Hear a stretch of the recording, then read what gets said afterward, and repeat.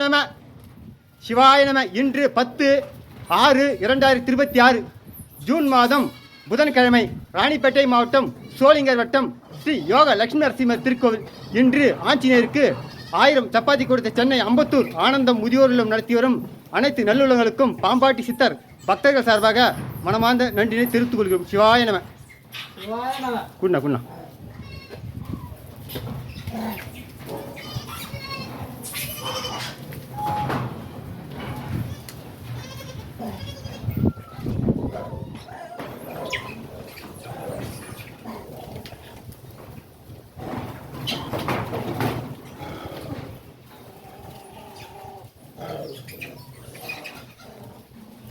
Wow.